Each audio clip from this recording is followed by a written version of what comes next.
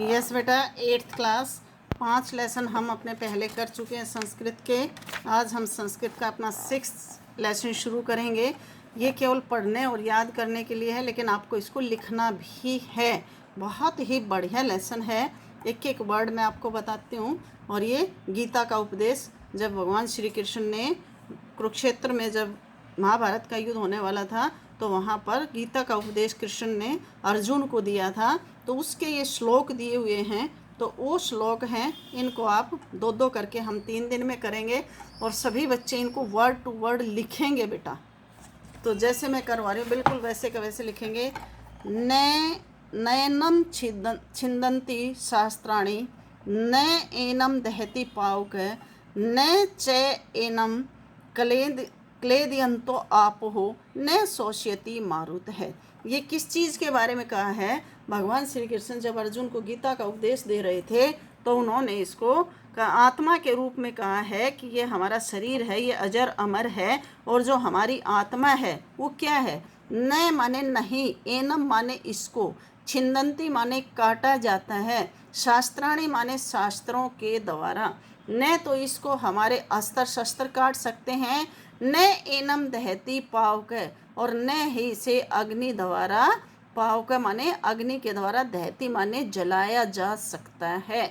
न तो हमारी आत्मा शस्त्रों के द्वारा काटी जा सकती है, और न ही इसे अग्नि के द्वारा जलाया जा सकता है। न च एनम, च माने और, एनम माने इसको, न माने नहीं, क्लेदयन्तो आपो, आपो माने जल, क्लेदयन्ते माने गीला कर सकता है, क्लेदयन्ते माने गीला कर सकता है, आपो माने जल, न माने नहीं, च माने और, एनम माने इसको, क्लेदयन्ते आपो, और जल इसको गीला नहीं कर सकता है, न शोष्यति मारुत है, और न माने नहीं, शोष्यति माने सुखा सकती है, मारुत माने हवा, और न ही से हवा के द्वारा सुखाया जा सकता है।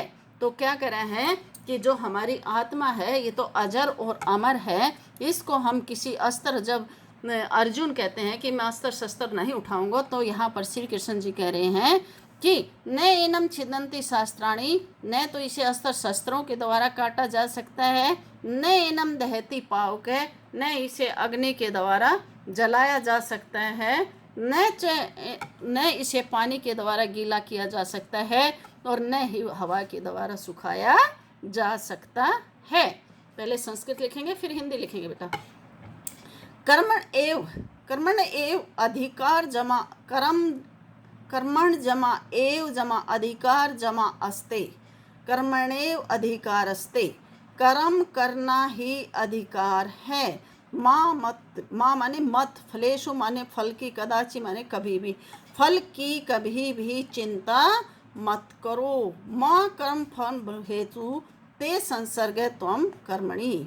माँ माने मत, कर्म माने कर्म करके फल की इच्छा मत करो। कर्म करने के बाद जो फल मिलेगा वो तो ते संसर्गो तुम स्वम कर्मणि, वो तो तुम्हारे कर्मों का फल ही होगा।